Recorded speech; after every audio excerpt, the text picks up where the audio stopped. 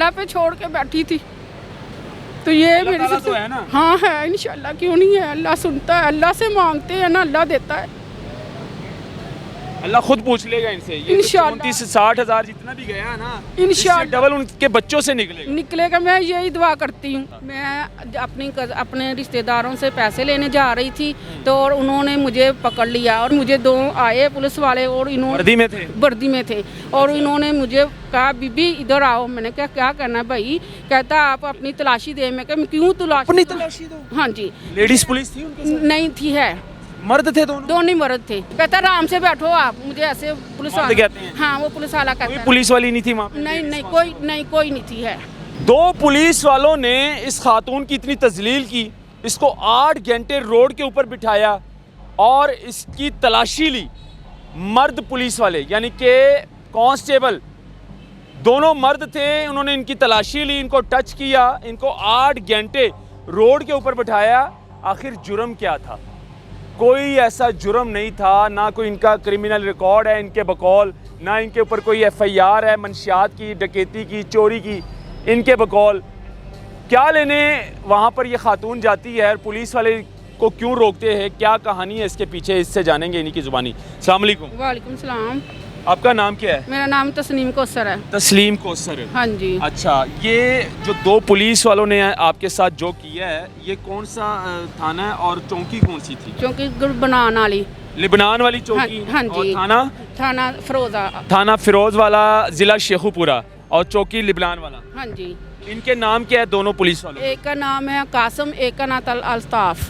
कासिम और अल्ताफ। अब आप बताएं कि क्या हुआ आपके साथ? मैं अपने रिश्तेदारों से पैसे लेने जा रही थी तो और उन्होंने मुझे पकड़ लिया। और कहाँ जा रही थी पैसे ले? गाजी कक्के जा रही थी। गाजी कक्के रिश्तेदार रहते हैं? हाँ जी, रिश्तेदार। कौन रहता है वहाँ पर? मेरी कज़नें भी रहती हैं और काफ़ी लोग रहते हैं। तो वहाँ से पैसे लेने जा रही? हाँ, पैसे। उन्होंने मुझे सारे, मैंने उनसे आगे रोई और गिड़गिड़ाई कि मुझे थोड़े से पैसे दे दो, मैंने अपने मियाँ का इलाज करवाना है, उसकी टांग टूटी हुई है और चूकना टूटा हुआ था। तो के इलाज के लिए पैसे हाँ, जा रही थी तो चूकना टूटा हुआ था। तो मैंने कहा मैंने चलो, मेरा मियाँ कहता आप ना ऐसे ऐसे करके चली जाओ, आप इधर से जाओगी लाहौर से तो आपको पता समझ नहीं आएगी, आप इधर से चली जाओ, आपको पता चल जाएगा।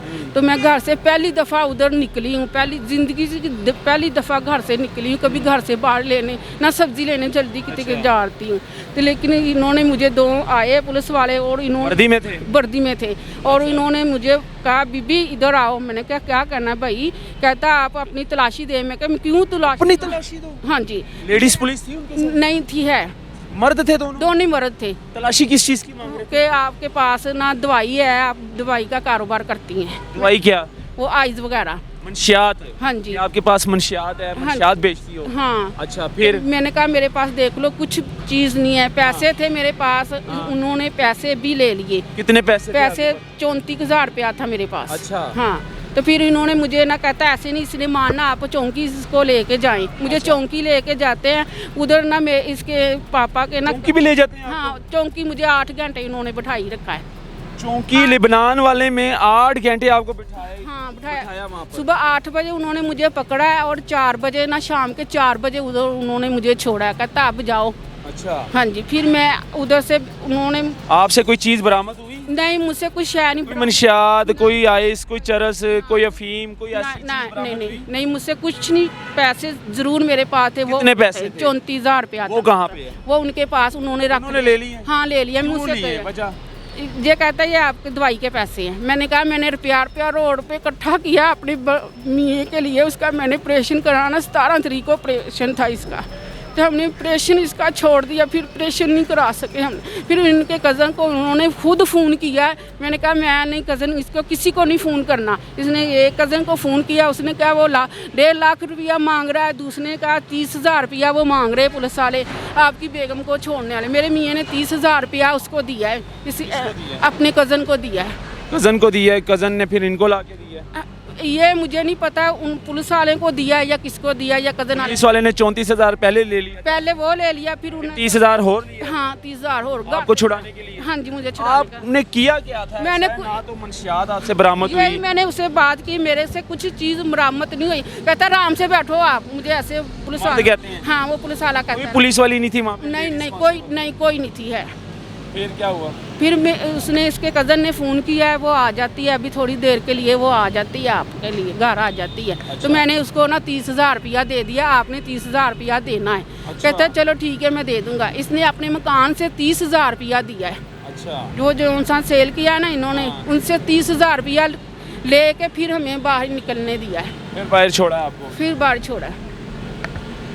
फिर उसके बाद आपने इनके खिलाफ कोई एक्शन नहीं, मैंने कोई नहीं ली है। क्यों नहीं लिया? इसलिए नहीं लिए, हमारे पास कुछ था ही ना कुछ कहने के। मेरे मियाँ कहाँ डरे हुए थे? डरे हुए थे हम, इसलिए सहम गए थे कि पुलिस है, पुलिस के साथ मुकाबला नहीं कर सकते। हाँ, इसलिए ये हालात है जी। ये स्टोरी है हमारी पुलिस वालों की। फिर हम लोग बुरा इनको क्यों ना कहें, इनको बेनिकाब क्यों ना करें, इन जैसी काली भेड़ों को, बेशर्मों को। ये अच्छे पुलिस वालों को भी बदनाम कर रहे होते हैं। फिर अवाम इनको गालियां क्यों ना निकाले सरेआम कि पुलिस साड़ी चोर है, ते पुलिस साड़ी इंज दी है ते इंज दी है। फिर अवाम ने गंदा भी करना है, जाहिर सी बात है।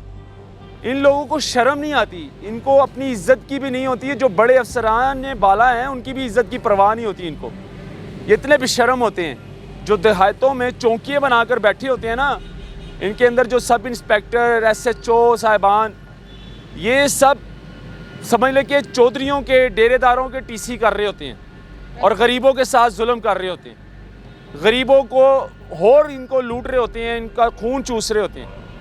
खैर, अब जो इनके साथ हुआ, कहते हैं हमने इनके ख़िलाफ़ स्टेप ही नहीं उठाया क्योंकि वो पुलिस है और हम गरीब हैं, हमारा मुकाबला ही नहीं है उनके साथ। अल्लाह पे छोड़ दें आप। अल्लाह पे छोड़ के बैठी थी तो ये मेरे से तो है ना। हाँ है, इंशाल्लाह, क्यों नहीं है। अल्लाह सुनता है, अल्लाह से मांगते हैं ना, अल्लाह देता है। अल्लाह खुद पूछ लेगा इनसे। ये 34-60 हज़ार जितना भी गया है ना, इंशाल्लाह डबल उनके बच्चों से निकलेगा। मैं यही दुआ करती हूँ। जौन से जिसने जायज़ की है ना, उससे अल्लाह पूछे और उसके नतीजा दिखा भी रहा है अल्लाह उनको नतीजा, पर समझ नहीं आ रही उन लोगों को। उनको समझ नहीं आती। आनी चाहिए उनको समझ कि हम किसी के क्या कर रहे हैं, वो हमारे साथ क्या करते हैं। ये ज़रूर होना चाहिए इनको लिए। बिलाल जफ़र साहब, मुझे इंसाफ चाहिए, बहुत मुझे इंसाफ चाहिए। बहुत गरीब औरत हूँ, घर का पता नहीं किस तरह से सर्कस चलाती हूँ। बच्चों को स्कूल भी नहीं जा सकते इसलिए कि घर में कोई चीज़ नहीं, खाने के लिए कुछ चीज़ नहीं होती है, किसी बेले हम भागे बैठे होते हैं। मेरी आपसे यही अपील है कि मुझे इंसाफ चाहिए। मैं ऐसी औरत नहीं हूँ। कहीं भी मेरा आप रिकॉर्ड चेक कर लें, पूरे ख़ानदान से कर लें, ये हमारे ख़ानदान का रिकॉर्ड है। कभी कोई किसी की इतनी की किसी की चीज़ नहीं उठाई, ना कभी जेल वो, ना किसी के ऊपर पर्चा है। इस वीडियो को नाज़रीन इतना शेयर करें ताकि इस मेरी गरीब बहन को इंसाफ मिले। और IG साहब इंक्वायरी लगाए, DPO बिलाल जफ़र साहब इंक्वायरी लगाए इस बात को।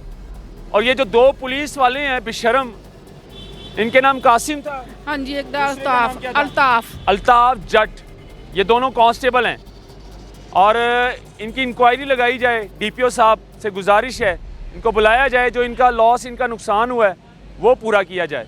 इस वीडियो को ज़्यादा से ज़्यादा नाज़रीन आप शेयर करें ताकि इसको इंसाफ मिले। अल्लाह हाफ़िज़।